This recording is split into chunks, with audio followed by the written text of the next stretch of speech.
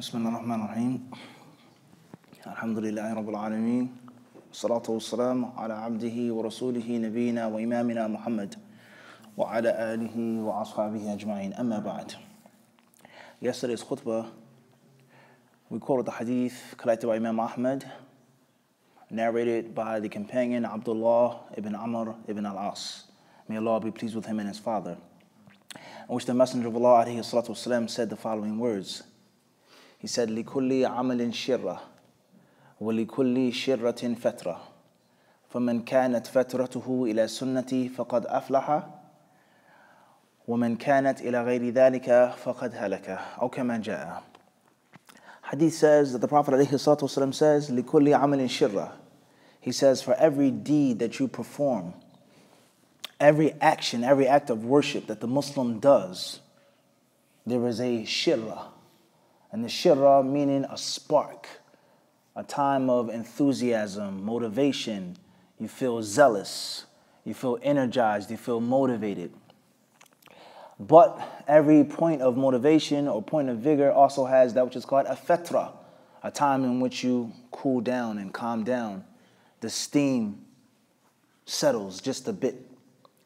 So the Prophet ﷺ, he says, so whoever's fatra, his time of laxity, when he's not that energized, that vigorated, that inspired, is towards my sunnah and upon my sunnah, then he'll be successful.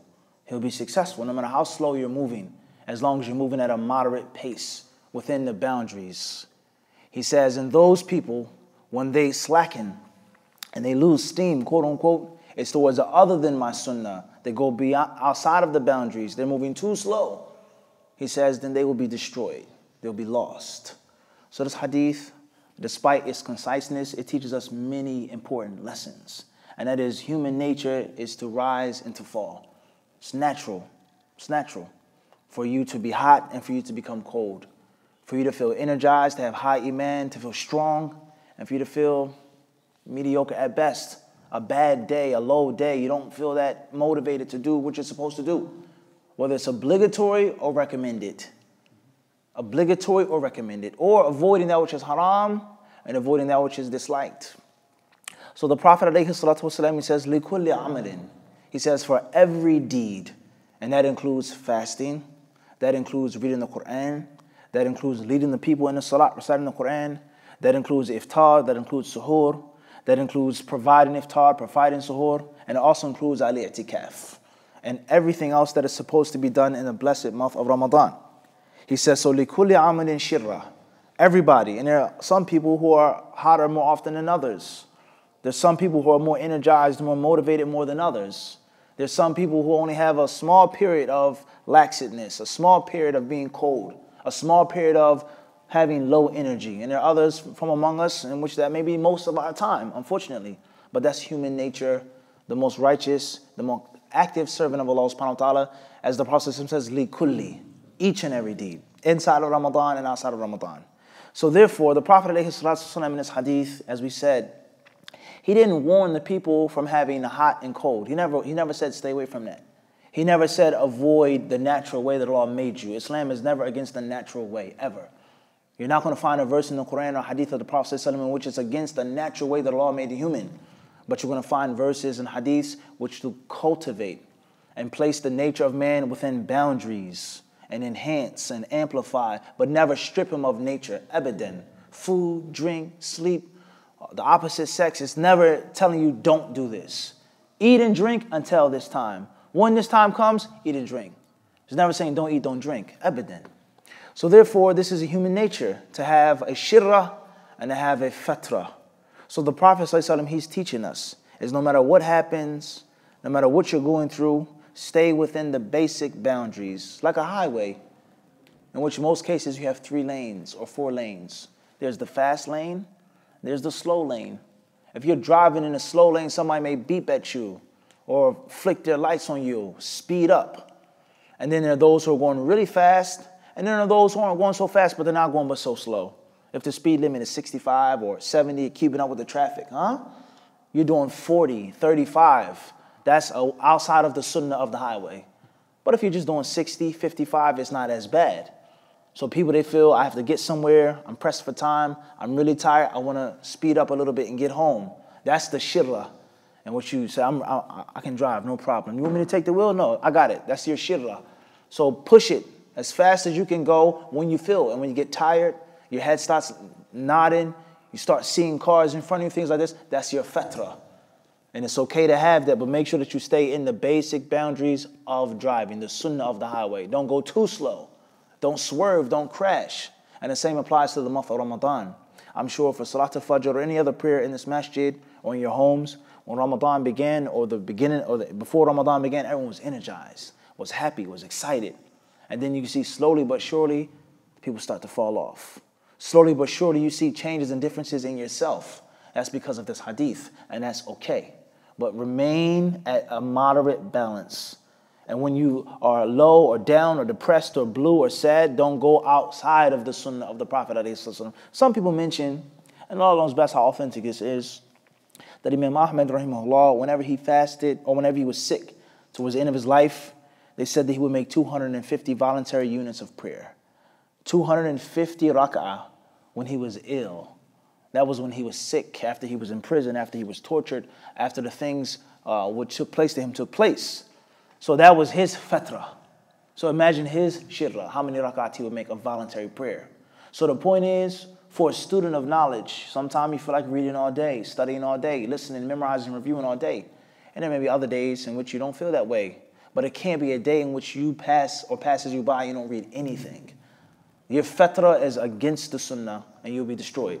And this is applicable to any other standard of life. Your business, the job that you do, sometimes you knock out the work, you get it done. And other days that are slow, but you can't have a day that passes you by and you haven't made any attempt to get closer to Allah subhanahu wa ta'ala and remove yourself further from the fire of hell. Everybody clear on this? So this is very important. Also, with regards to the, for many Muslims, they're getting ready for al-i'tikaf, going into the masjid and secluding themselves for the sake of Allah subhanahu wa ta'ala. It's very important to practice and to focus on your end game. On your end game. There's the beginning of the game, there's the mid game, and then we have the end game, which is the most critical part of the game. Is how you end it. So that what you didn't do in the beginning of the month or the middle of the month, it is of no point in you dwelling on it and focusing on it. That what you did do in the beginning or the middle of the month of good, it's no point in you dwelling on it and focusing on it. They say a wise person reflects on the past and a foolish person is stuck in the past. Huge difference between the two. Looking at the past for energy. Looking at the past, thinking about the things that you did that weren't good to push you forward, and never ever get stuck on the past, because it's the past. It is past you. You can't get it back. And this is a common cause of depression that many of us we have. And that's why Allah Azza wa Jal, He mentions in many ayat about the people of Jannah, لا خوف عليهم ولا هم يحزنون. ألا تخافوا ولا تحزنوا. Allah says they will have no fear, no sadness, no grief. There's no fear about the hereafter, and there's no sadness about what they leave behind in the dunya.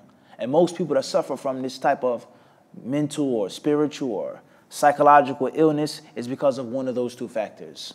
I was abused when I was younger. I'm afraid of being abused in the future. I was in a bad relationship before, and I'm afraid to reopen my heart in the future or present relationship. And when you have fear about the future and grief and sadness about the past, it strips you from the present. You cannot enjoy the present. So Allah Azza wa Jalla, He negated both of these things for the people of Jannah. I.e., in paradise, there's nothing more than the present. Everything that you get, eat, and drink is going to be present in front of you. وَجَنَّ الْجَنَّتَيْنِ, Allah says in the fruits of paradise is what? Then, close by. Past, future, no worries.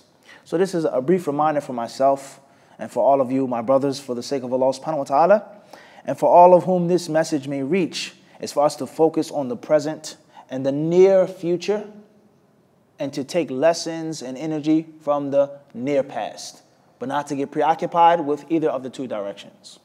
As far as the question, with regards to the shayateen being locked down or chained up, is the shaitan himself chained up? Is one's qareen chained up, etc.?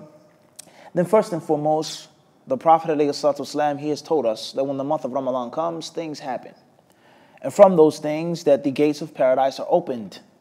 and the gates of the fire are shut. وَالصُّفِّدَتْ وَفِي حَدِيثٍ آخَرٍ وَالسُّلْسِلَتْ الشَّيَاطِينَ. That the devils are fettered, they're thrown into manacles, they're locked up. The scholars of Islam, no true alim of Islam would ever reject this hadith for any reason. So there's general consensus among the ulama, the scholars of the sunnah, that this is a true, actual hadith. However, like many other hadiths, they have different understandings and have different interpretations of this hadith, which is going to directly answer that question, inshallah. So before we even get to, is shaitan himself locked up? Or is it just the evil jinn, the evil demons locked up? Is one's qareen locked up, etc.? Some of the ulama of Islam, they say that this hadith is, some of them, they say that it is a metaphoric example, a parable, in which the Prophet ﷺ doesn't literally mean that the devils are locked up. But they say it means that in the month of Ramadan, there's less evil. There's more peace, there's more forbearance, there's more tolerance, there's more patience. There's greater brotherhood, greater sisterhood. And people are more conscious of their sins, their tongues, their hands, their private areas, their bellies. Because the belly is a major entrance upon the son of Adam for sin. As the Prophet ﷺ has told us, or he's quoted in another hadith, Man damina li, he says, he who can assure me, that which is between his jawbones and that which is between his legs, I will assure for him paradise. And it states in another hadith, the Prophet ﷺ, he is quoted to have said, "Idminu li sitta min anfusikum, adman lakum al-jannah." He says, if you can guarantee 6 things for me, I can guarantee paradise for you. If you can guarantee that you can take care of 6 things, I will give you Jannah. Obviously, through Allah's permission and Allah's mercy. And he said from those things, he says, "Ustuqu idha hadaftum." He says, first and foremost, is speak the truth whenever you wish to speak. Don't lie. Avoid lies. And he also said, "Wahfadhu furujakum." He says, and protect your chastity. Little translation, protect your sexual organs. So the belly is a major channel to the mouth and to the private part. So some of the ulama of Islam, they say this hadith means that in the month of Ramadan, there are less sins. And then people are more conscious, people are more focused. And this was the view of some of the shurah, some of those who explained this hadith in the Sahihain. And there are others who say bel, they say the exact opposite. Rather, it is literal. And the Prophet ﷺ, he never spoke metaphorically unless there was a specific occasion, if there was an occasion. And there's no reason to say that it's just metaphorical or figurative. It's literal. And the shayateen are locked down. Now, we have different routes that they can take. Some of them can say all of the shayateen are locked down, based off of that it is a literal hadith. And some of them say just the evil shayateen are locked down. And some of them may say the shayateen are locked down, but they still can cause some type of mischief. They're not let loose. They can't cause the havoc that they normally would cause, but they are locked down, but they still have the ability to make some type of waswasa and do some other things as well. Everybody clear on this?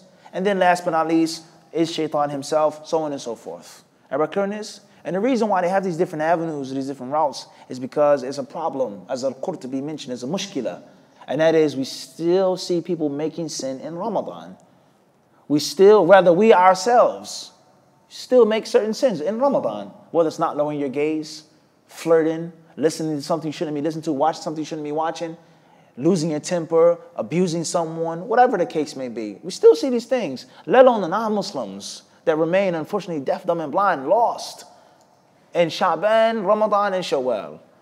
This is a reality. So there has to be some type of harmony that is made between what we see, sin still happening, and the shayateen being locked down.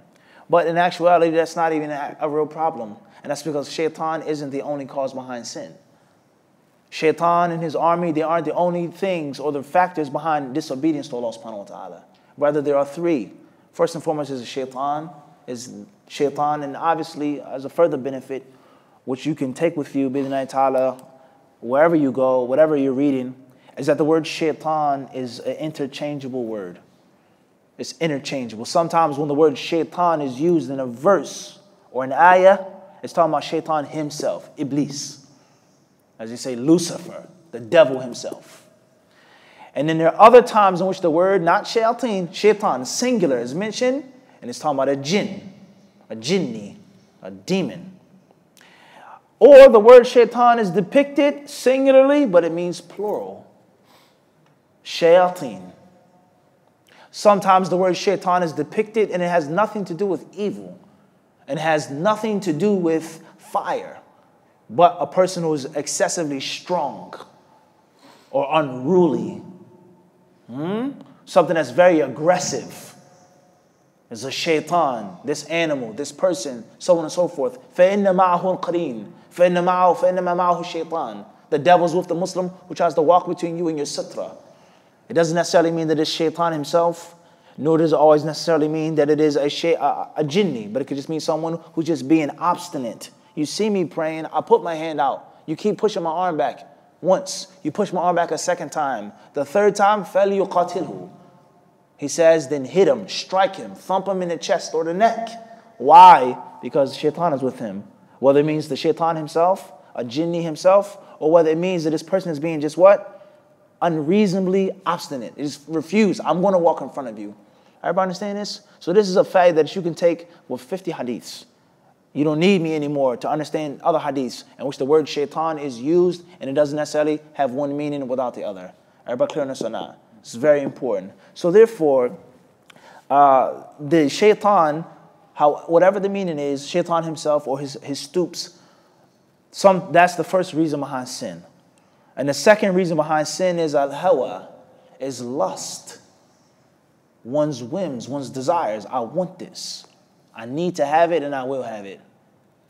No matter how I get it, no matter how I obtain it. Whether it's money, respect, fame, infamy, one's desires, a woman's hand in marriage. This is well known, the lust of a person. And last but not least, an-nafsul amaratu bis-su, is the soul which is a bad soul.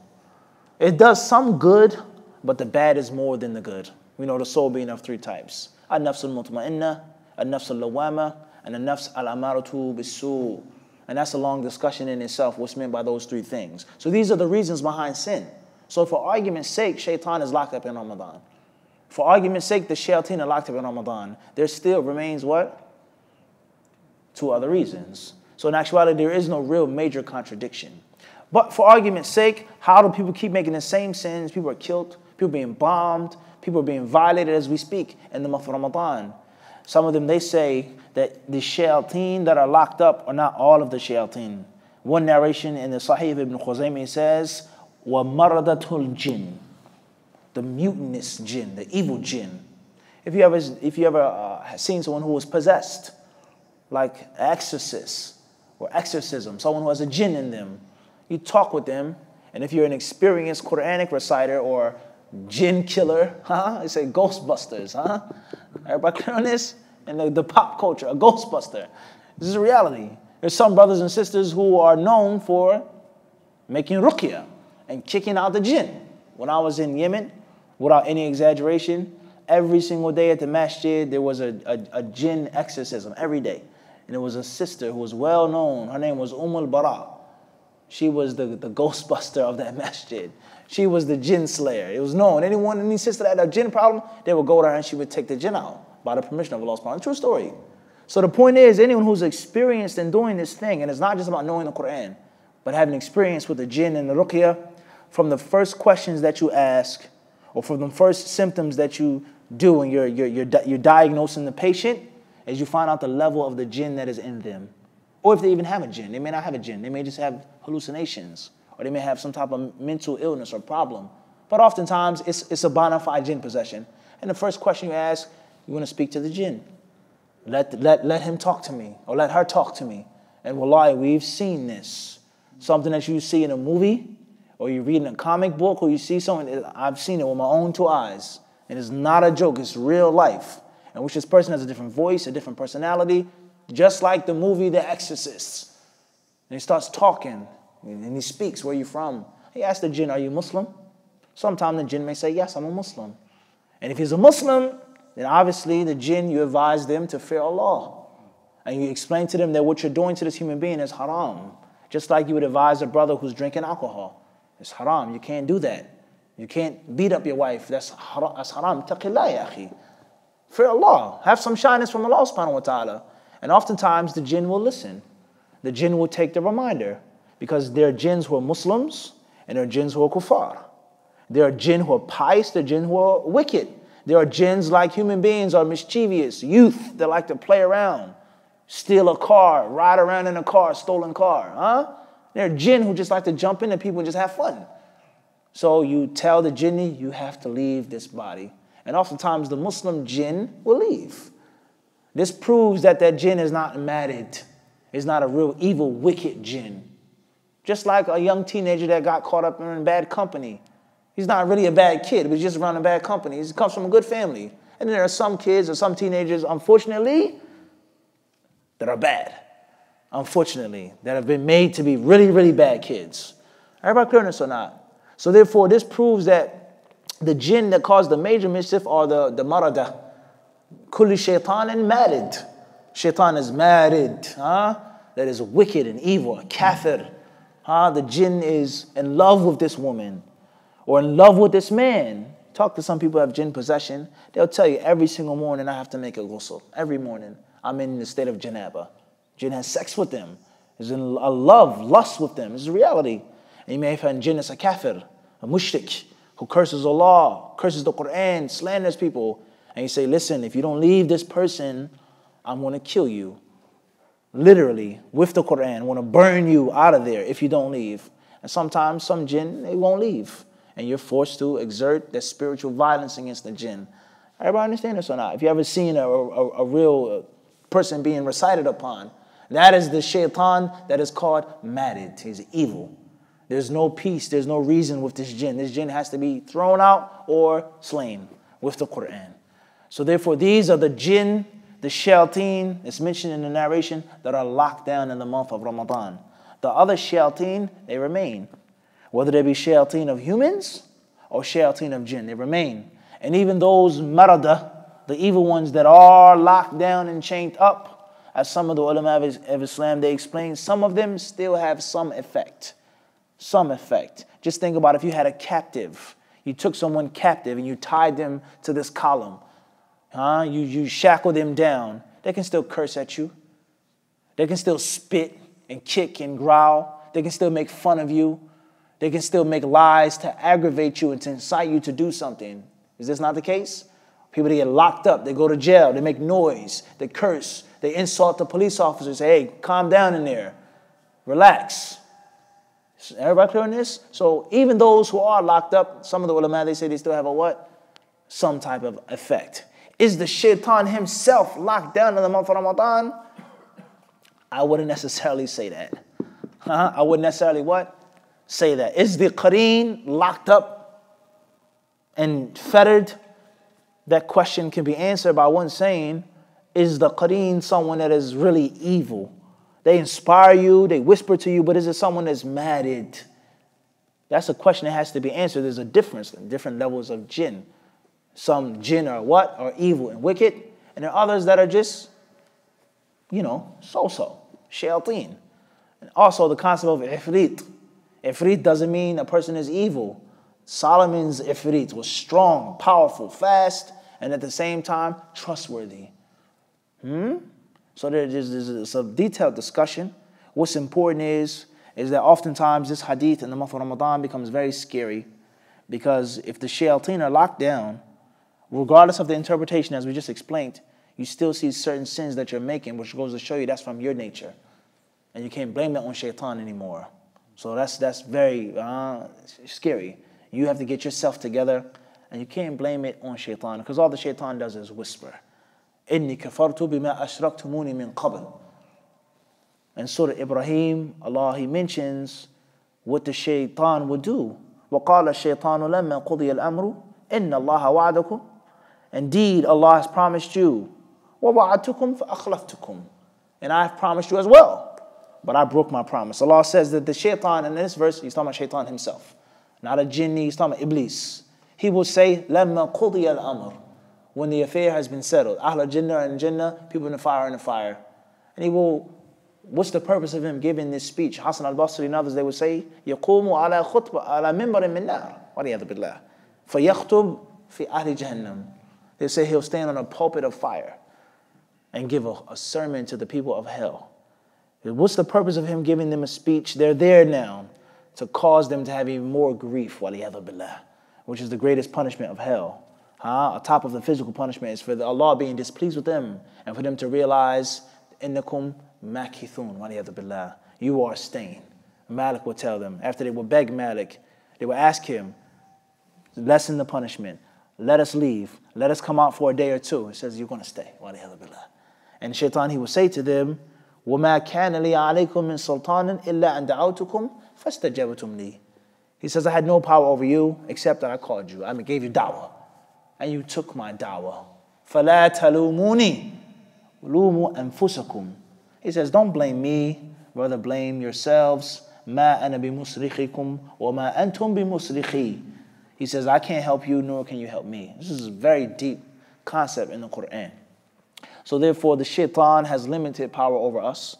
Oftentimes, we're the ones that do the ruinous, destructive deeds. I hope that this answers the question. Inshallah subhanahu wa ta'ala. And Allah knows best. Brothers, have any other questions, inshallah, on the topic or off the topic? And if not, jazakumullahu khairan. Wa sallallahu sallam wa barak ala abdihi wa rasulihi nabina wa imamina Muhammad.